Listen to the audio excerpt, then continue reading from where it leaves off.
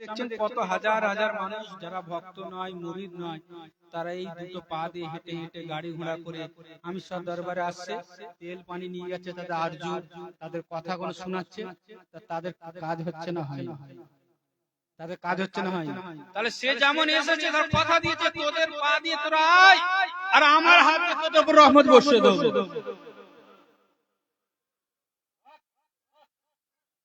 তো সেই বেশি বেশি করে আজ মিটিং হয়ে চলে এসেছেন, 11 শুরু বলে এসেছেন না, পীরের দরবারে যখনই আপনার মন চাইবে দিল আওয়াজ দেবে চলে আসবে। খাওয়া দাওয়ার নিয়ে চিন্তা করবেন না, আর যদি খাওয়া দাওয়ার মনে নিয়ে চিন্তা থাকে তাহলে আপনি যে কি খাবো, সুখে থাকবো, আরে পীরের দরবারে শুয়ে থাকুন, পানি খেয়ে পড়ে থাকুন। খাবার চিন্তা কারা করে? যারা তরিকাপন্থী করে ওরা খাবার চিন্তা তো করে। কি গো, আল্লাহ রাসূলের হাদিসগুলো এই জন্য পড়তে হবে, জানতে হবে যে সাহাবীরা কতদিন না খেয়ে রাসূলের দরবারে খালি বসে আছে। লাস্ট 7 দিন বসেছিলেন মানুষ, শুধু রাসূলের দিকে চেহারা দিকে চেয়েছে, দেখে দেখে বলছে তোমাদের খিদে লাগে না? বলছে হুজুরকে যতক্ষণ দেখতে থাকি ততক্ষণ আমাদের খিদা লাগে না। এরকম বহু হাদিসে বানিয়ে আছে। মুরিদের কাজ হলো যখনই দিল গাওয়া দেবে, দিল আওয়াজ দেবে, পীরের দরবারে চলে আসে। এটা আমার কথা না, এটা আল্লাহর কথা।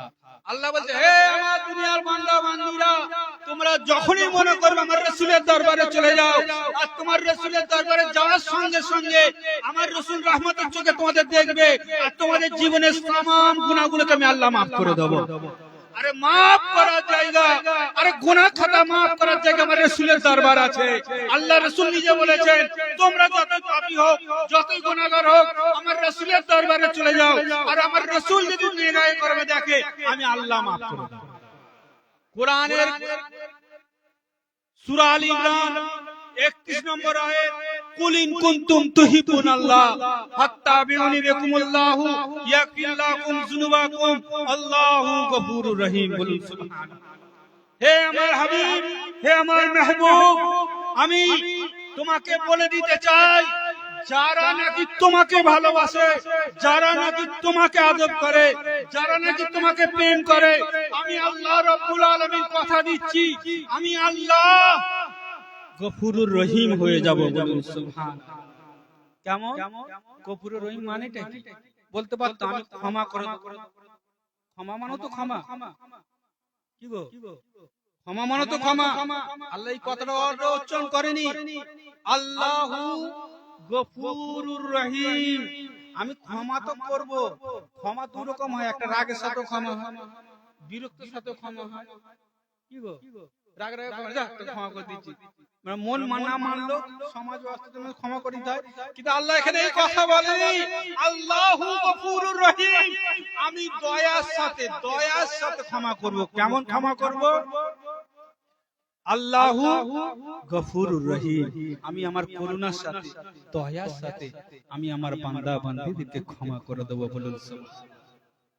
তাহলে এই ক্ষমা পেতে চান, ওরকম ক্ষমা পেতে চান।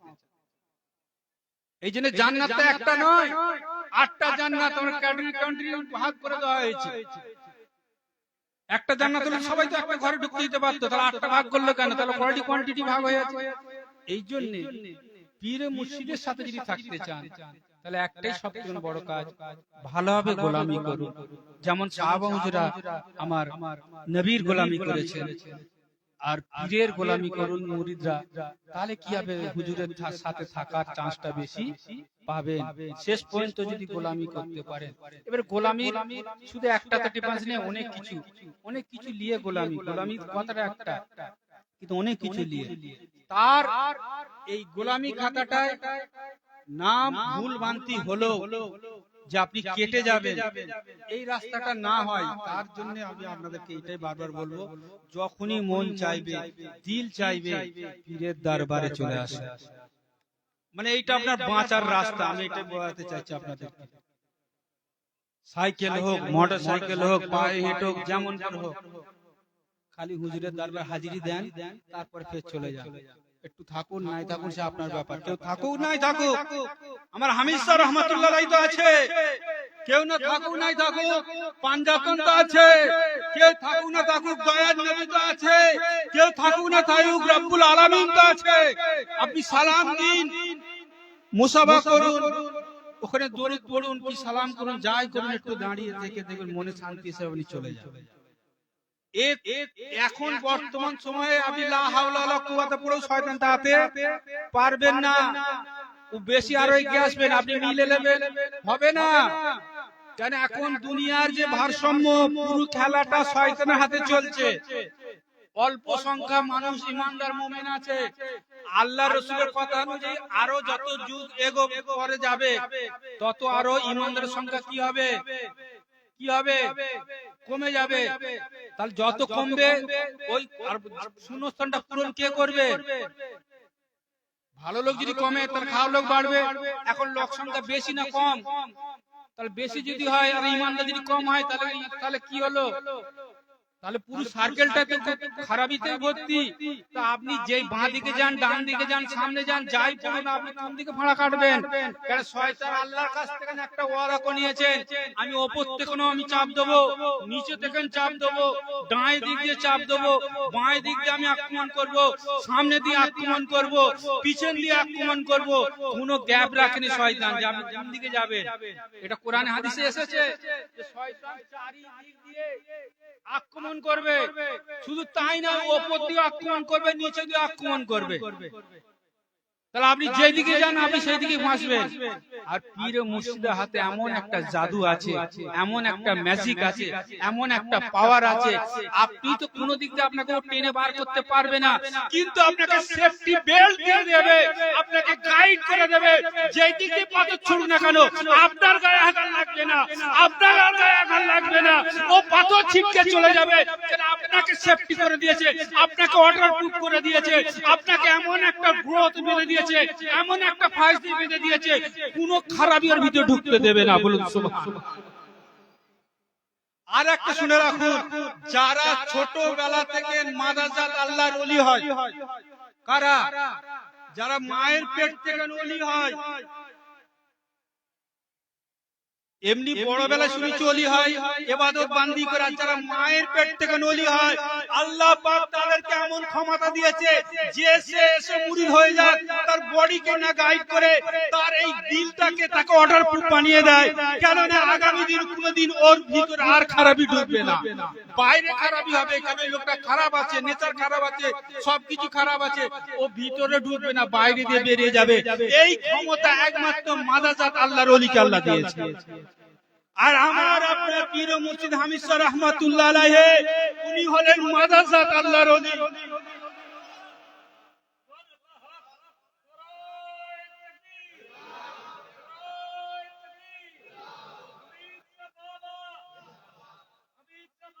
জিন্দাবাদ, জিন্দাবাদ, জিন্দাবাদ।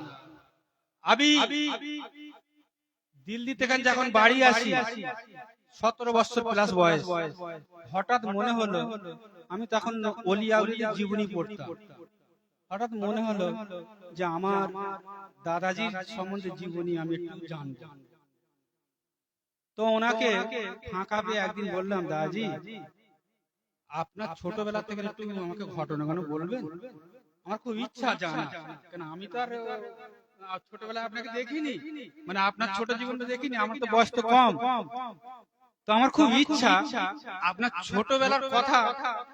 অনেকে অনেক কিছু বলেছে, কিন্তু আমি আপনার কাছ থেকে শুনতে চাই, এবং আমি সেটা আমার হৃদয়ে গাঁথতে চাই যে আমি আমার দাদির ছোটবেলার জীবন। তো কিছুক্ষণ আলোচনার পর কিছু লোক এসে গেল, সেই আলোচনাটা ওখানে পর্যন্ত স্টপ হয়ে গেল। তার মধ্যে একটু ছোট্ট একটা কথা বলে, ওই যেটা আমাকে ওনার মুখে আমি শুনেছি। প্রথমে আমাকে একটা জিনিস দেখালো, ওনার এখানে একটা কাটা দাগ, এই যে একটা কাটা দাগ, তো আমাকে এটা দেখতে বলে, এটা কি বলে, একটা দাগ, এটা একটা দাগ, বলে এই দাগটা কেন হয়েছে জানিস? আমি কি করে বলবো? তো সেইটা নিয়ে কথাটা বেরোলো, শুরু হলো, এটা দিয়ে শুরু হলো কথাটা। তো বলছে আগে পিছে যা কথা হয়েছে ওটা বলতে হলে অনেকক্ষণ হবে। বলছে আমি ছোটবেলায়, আমার বয়স যখন 2.5 বছর, 3 বছর, 4 বছর এরকম বয়স, যখন হামাগুড়িতাম, পায়ে চলতাম, বা যখন 4 বছর 5 বছর বয়স হলো, পাড়ার ছোট ছোট ছেলেদেরকে, পাড়ার সঙ্গী যে ছোট ছোট ছেলেরা খেলে, এদেরকে সাথে করে নিয়ে আমি কবরস্থানে নিয়ে চলে যেতাম, আর প্রত্যেককে বলতাম যাদের বাপ মা মারা যেত, যারা তোর বাপের সাথে কথা বলবি, তোর বাপকে দেখবি। তারা ছোট ছেলে বলতে হ্যাঁ দেখবো। তো তাদেরকে হাত ধরে যিনি নিয়ে গেছেন তিনিও তো ছোট, আর যে যাচ্ছে সেও ছোট, কেউ বড় নয়। কথা অনুযায়ী মনে হচ্ছে না বড় ছোট কথা হচ্ছে না। যিনি নিয়ে যাচ্ছেন হামিদ স্যার রহমাতুল্লাহ আলাইহি, তিনারও 4-5 বছর বয়স, আর যাকে নিয়ে যাচ্ছে তারও 4-5 বছর বয়স। কি হলো? কবরস্থানে নিয়ে গিয়ে তার বাপের কবরের কাছে দাঁড়িয়ে বলছে, এই তোর ছেলে দেখা করতে এসেছে, ওর কথা বলবি। আল্লাহর কুদরতে হামিদ স্যার দোয়াতে সঙ্গে সঙ্গে ওই কবর থেকে ওই ছেলের বাপ মুর্দা উঠে দাঁড়িয়ে পড়েছেন। বলুন সুবহানাল্লাহ। এটা কি মনে হয় কথাটা শুনে? ছোটবেলাতে মায়ের পেটতে আল্লাহর ওলি না হলে এটা হয়? মনে হয় কি খুব বড় বেলায় যে তিনি ওলি হয়েছেন, মায়ের পেটতেন তবে তো 4 বছরের ঘটনা। তাহলে যে পীর ও মুর্শিদ ওই ছোট ছেলেদেরকে নিয়ে সাথে করে নিয়ে কবরস্থানে গিয়ে তাদের কবরের মুর্দা, ওনার ওই ছোট্ট বাল্য ছেলেটার কথা শুনে যদি কোনো মুর্দা কবর থেকে উঠে পড়ে, ভাবুন আল্লাহ তাকে কি মর্তবা দান করেছে। তো সরকারকে জিজ্ঞাসা করা হলো, তারপর বলে এইভাবে রোজ চলতে থাকে। ছেলেদেরকে বলে দিই তোরা কাকে বলবি না। তারা তো তার ঘরে যে মাকে দাদিকে নানিকে বলছে এই অমুক জায়গায় গিয়েছিল কবরস্থানে, আমার আব্বার সাথে দেখা করেছি, কেউ তো আমার মায়ের সাথে দেখা করেছি। কি করি সে আজ 5 বছর আগে মরে গেছে, 10 বছর আগে মরে গেছে, কোথা দেখলি তাকে? বল কেন? ওই ওদের বাড়িতে যে হামিদ স্যার রয়েছে, ওনার সাথে গেলাম কবরস্থানে, আমার আব্বাকে ডাকলো, উঠে পড়লো, কথা বললো না। কবরস্থানে কেন গেছে? তারা কি করেছে, ছেলেগুলোকে নিয়ে মৌলানা সাহেব কাছে পানি পড়া তাবিজ তারে, যে এইসব কবরস্থানে এইসব দেখি ভূত পেন সব কোথায় কি হয়েছে, তো এরকম ঘটনাগুলো ঘটে। এবার এই ঘটনাটা হামিদ স্যার রহমাতুল্লাহ আলাইহির মাকে যে বলে যে তোমার ছোট ছেলে আমার ছেলেদেরকে কবরস্থানে নিয়ে চলে যায়, এই ব্যাপার। তো ওনাকে হুজুরকে অনেকবার বুঝায়, বলে, উনি বলে ঠিক আছে। এটা 2-3 বার ঘটে, ঘটনাটা অনেক লম্বা হয়ে যাবে বলে ছোট্ট করে বলি। তো ওই পাশে একজন বয়স্ক চাচা 5 ওয়াক্ত নামাজ পড়তো, সে একটু পানি পড়া ওই সব দিত। তো তাকে যে আমার দাদাজির মা বলে যে আমার এই ছোট ছেলে দেখো না, সব ছেলে থেকে কবরস্থানে নিয়ে চলে যাচ্ছে, আবার কবর থেকে মুর্দাকে তুলে কথা বলাচ্ছে, মনে হচ্ছে একটা ভূত জেন পেন কিছু ব্যাপার হতে পারে, একটু তুমি দেখো। সে কি হচ্ছে পানিতে পড়ে বলে এই পানিটা খেয়ে দেবে, গায়ে ফুক ফুক দিয়ে চলে। 2-3 বার ফুক ফুক পানি পড়া দিয়ে দেখছি কিছু কাজ হয়নি। 3 বারে মাথায় ঘরে এসে কি করেছে রাগেতে, কি কথা শুনবে নি, ওই হাতে তখন তো লোক উজু করতো লোটালি, লোটালি আগে উজু করতো, পেতলের লোটা, সেই লোটা দিয়ে দাজির মাথাটা এখানটায় মেরেছে। সেই মেরে যাওয়ার পর এখানে একটা কাটা দাগটা রয়ে গিয়েছিল। তো তখন আমাকে বললো এই কাটা দাগটা ওই লোটার মার খেয়ে হয়েছে। আমি বলি তুমি এমন কাজ করলে লোটা মার খেয়ে গেল? আমাদের দাদা কোথায় কথা হচ্ছিল। তাহলে এখান থেকে বোঝা গেল যে আল্লাহ পাক তিনাকে কি ক্ষমতা দিয়েছেন। কেউ বলে বড় বড় বন দিয়েছে, এই দিয়েছে, এই জন্য, আর ও তো অনেক পরের কথা। শুধু যখন ওকা বলে মানুষ, আলিফ বেতার শেখে যখন মানুষ, যখন যখন হাতে কড়ি শেখে মানুষ, তখন হামিদ স্যার রহমাতুল্লাহ মুর্দাকে জিন্দা করে দেখাচ্ছে, তখন কবর থেকে তুলে দেখাচ্ছেন, তিনি পরিচয় করে দিচ্ছেন এটা আল্লাহর এক বিশেষ রহমত, এটা আমার গৌসুল আজমের কারাম, এটা আমার খাজা মঈনুদ্দিন চিশতির কারাম। আমরা শুনেছিলাম কিতাবে জলসা ওয়াজে মাহফিলে যে আমার গাছ পাক আল্লাহকে কবর থেকে তুলে নিয়ে এসে কালি গিয়েছিলেন, তখন এটা বড় বড় কথা।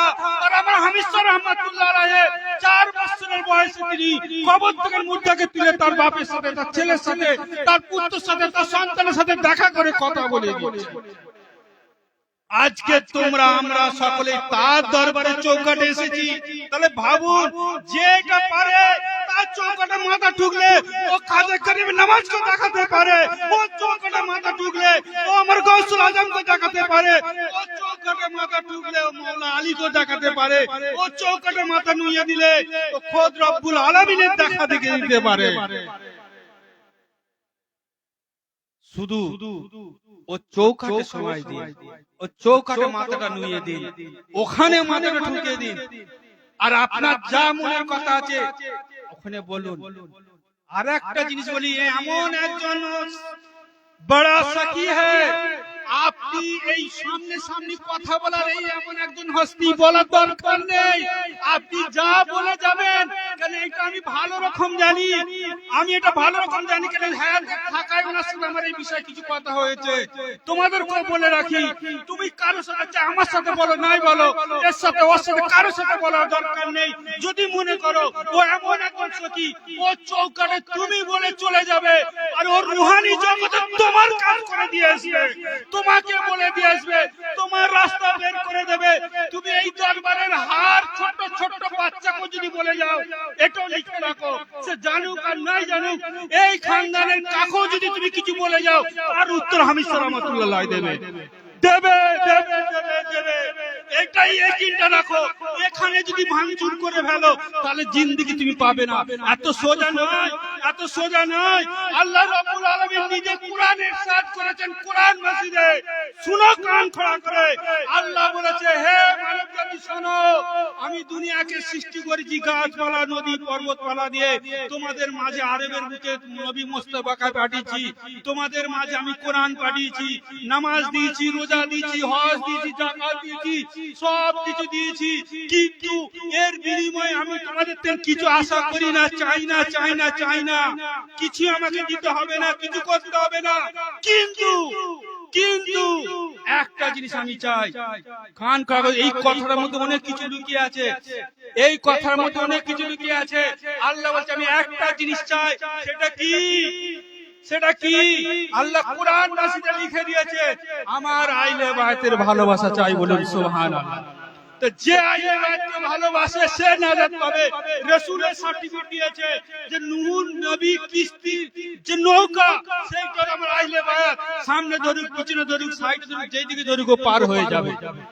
আর একটা সোজাসুজি বলি, 2005 সালে আপনার হয় 10 তারিখ হবে না 11 তারিখ হবে, নাজিমের আব্বা এখান থেকে ওখানে যখন যায়, হুজুর পাক বলছেন, আগো শেষ বাবু, তোমার কি চাই বলো, তুমি কি চাও, তুমি কি চাও? তখন উনি কাঁদতে কাঁদতে বললেন, সরকার আমি কি চাই আর কিসের জন্য এখানে আছি। আপনারা দেখেছেন নাজিমের বাপ এখানে দীর্ঘদিন থাকতো, যারা দেখেছেন। কেন আছে আপনি তো জানেন। আমি যেটার জন্য আছি সেটার জন্য আমি পাই। উনি বললেন, সঙ্গে সঙ্গে হাসতে হাসতে, ওই 11 তারিখ না সম্ভব 10 তারিখ, এই দুটো তারিখ মধ্যে হবে। আমি বসে আছি ভিতরে, সরকার হাসতে হাসতে বলছেন, আমি কথাগুলো যখন হাদিসের কথা মিলাই না, ভাবি যেন আমি মদিনায় মনোয়ারা রাসূলের দরবারে বসে আছি। যখন ভাবি, সরকার সঙ্গে সঙ্গে বলছেন, হ্যাঁ হবে, পাবে। তবে একটা কথা শোনো, ঠিক আল্লাহর ওই কথার সাথে কোরআনের ওই কথা যেটা আইলে বাইলে দিয়ে বললো, ঠিক ওইভাবে বুঝাচ্ছে, হ্যাঁ হবে, পাবে। আমি যেমন আছি, থাকা অবস্থায় যেমন সকলের ফরমাস শুনছো, সকলের কথা শুনছো, সকলের কাজকর্ম করছো, আমি চলে যাওয়ার পর আমার আইলে বর্গ যারা আছে, এদের কথা যদি মেনে নাও, এদের কথা যদি শোনো, এদের ভাবে যে ফরমাস গুলো যেভাবে এখন শুনছো যদি করো, তাহলেই তুমি পাবে, না হলে পাবে। একদম এই আমির দরবারের সামনে হচ্ছে, এরকম পুরো সরাসরি এরকম কথা হচ্ছে। তিনি কিন্তু বলেননি যে আমি যেটা এবার বলেছি, যে পড়তে বলেছি, যেখানে করতে বলেছি, এইটাই করবে পেয়ে যাবে বলেছে। আল্লাহ কিন্তু বলেনি, নবীও বলেন, কেউ বলেন, কেউ বলবেও না। এর মধ্যে একটা বিরাট রহস্য লুকিয়ে আছে। এরকম বহু ওলিয়া আজমের ঘটনা আছে, তাকে খানকাহ থেকে, দরবার থেকে বের করে দিয়েছে। তাসকাতুল আউলিয়া কিতাব পড়বেন, বহু ওলিদের ওখানে জীবনী পাবেন, এরকম বহু ঘটনা আছে। আবার আলে আওলাদের বরকতের দোয়াতে সেই তাকে আবার নাজাত করে দিয়েছে। তো সেই ঘটনা বললে বিশাল বড় হয়ে যাবে। তাহলে এখান থেকে আমার মুর্শিদ কি শিক্ষা দিল? তাহলে আপনারা যতদিন, আপনাদের বয়স এখন কারো বেশি কারো কম, হ্যাঁ কি না? কারো বেশি কারো কম। যার বেশি সে হয়তো তাড়াতাড়ি চলে যাবে, যেটা দুনিয়াদারি নিয়ম। যাদের কম বয়স, তাহলে তারা কি করবে? তারা হয়তো আরো থাকবে। নাকি না? তাহলে রসুলের দরবারের সময় যারা রসুলের হায়াতে জিন্দেগিতে ছিল, আবার রসুল থাকা অবস্থায় যারা পর্দা নিয়েছে তাদের কথা বাদ দাও, কিন্তু রসুল চলে যাবার পর কারবালার যখন ময়দান এলো তখন তো রসুল ছিল না, কিন্তু রসুলের জামানের বেলায় যারা যারা হায়াতে ছিল পরক্ষণে কারবালার ময়দানে তারাই ছুরি তলবার চালিয়েছিল। বলুন তো তারা সাহাবা হতে পারে, তারা মুসলমান হতে পারে, তারা মুমিন হতে পারে, তারা ঈমানদার হতে পারে? না, না, হতে পারে না। আপনার বিবেক কি বলে? হতে পারে? এই জায়গাটাই বুঝার হেরফের হয়েছে। আর যারা ওই জায়গাটায় বুঝে নিয়েছে তারা সাহাবা ছিল, সাহাবাই আছে, তারা রাসূলের সাথী ছিল, তারা সাথী আছে। যারা মেনে নিয়েছে তাদের সাথে মাটি গাছ কথা বলেছে। বলেন সুবহানাল্লাহ। আর একটা ছোট্ট রহস্য বলে দিই, সকলেই বলে মা ফাতেমাকে তো ছাড়েনি, আর তোমাকে আমাকে ছেড়ে দেবে, পীর ওলিদেরকে ছেড়ে দেবে, তুমি কি পীরের ঘরের বউ হয়েছে বলে ছেড়ে দেবে, তুমি পীরের হাতে কলম পড়েছে বলে ছেড়ে দেবে? এই যে কত বড় মূর্খমি কথা, এটা যদি বুঝতে না পারেন তাহলে আপনার মাথায় ঢুকবে না। এক হাজার জায়গায় জলসাটা হয় যে মা ফাতেমাকে মাটি ছাড়েনি, তাহলে তোমাকে আমাকে তোমার পীরকে ছাড়বে? তোমার কিছু জানি বলতে পারলে বলে হুজুর এই কথাটা কোথায় লেখা আছে? এ তৌসিফ, এই কথাটা কোথায় লেখা আছে? বলছে হাদিসে। কোথায় লেখা আছে? আপনিও বিশ্বাস করে নিলেন। এবারে প্রশ্ন আপনাদের কাছে, আপনাদের খালি বুঝানোর জন্য, আপনাদের জেনে ঢুকানোর জন্য যে দুনিয়ায় কি ফ্যাসাদ চলছে। আচ্ছা, হাদিস কাকে বলে? রসুল যে কথাগুলো বলেছে তাকে তো হাদিস বলে, আর আল্লাহ যেটাকে বলে সেটা কোরআন বলে, হ্যাঁ কি না? তাহলে মা ফাতেমা যখন ইন্তেকাল করেন তখন কি রসুল হায়াতে ছিল? ছিল। তার 6 মাস আগে উনি চলে গেছে, হ্যাঁ কি না? তাহলে 6 মাস আগে হাদিস বন্ধ হয়ে গেছে, হিসাব বলছে তাই না? 6 মাস আগে হাদিস বন্ধ হয়ে গেছে, তাহলে ঘটনা 6 মাস পরে, তাহলে এটা কি করে হাদিসে এলো? যেটা হাদিসের ভাষা। প্রথম প্রশ্ন, যে আলেম যে সমাজ আপনাকে বলবেন তাকে জিজ্ঞাসা করবেন এটা যে হাদিসে আছে, হাদিস কাকে বলে? হাদিস কখন শেষ হলো, কখন শুরু হলো? আর মা ফাতেমা জান যায় তখন তো হাদিস বন্ধ হয়ে গেছে, 6 মাস আগে বন্ধ হয়ে গেছে, তাহলে এই কথা হাদিসে আসে কি করে? তাহলে মানুষকে তুমি ধোঁকা দিচ্ছ, বোকা বানাও, হ্যাঁ কি না? আবার এটা হাদিস এসেছে, এটাও ঠিক, এটা পরে যে হাদিস লিখেছে সে ঢুকিয়েছে, এটা হলো ঘটনা। কিন্তু তার লেখার পিছনে একটা কারণ আছে। আচ্ছা, মাটি যে কবর যে কথা বলছে, আপনি আমি কবরস্থানে গেলে কি শুনতে পাই? আপনার খালি একটু হিংস দিয়ে দিচ্ছি, তারপরে পরে আলোচনা। আমরা কেউ শুনতে পাই? কেউ শুনতে পাই? কবরস্থানে এত মাটি দিয়ে আছে, কোন মাটির কথা শুনতে পেয়েছেন? বলুন তো ও কত বড় খুশনসিব যে মাটির কথা শুনতে পায়। ও কত খুশনসিব, ওর যে তাহলে কি শক্তি যে মাটির কথা শুনে, তাহলে ওর মধ্যে একটা পাওয়ার আছে। এই পাওয়ারটা কি করে হয়েছে, কেন হয়েছে? শুধু পাঞ্জাতনকে ভালোবাসার জন্য হয়েছে, আইলে ভাইকে ভালোবাসার জন্য হয়েছে। এই নমুনাটা দেখিয়ে দিয়ে গেল।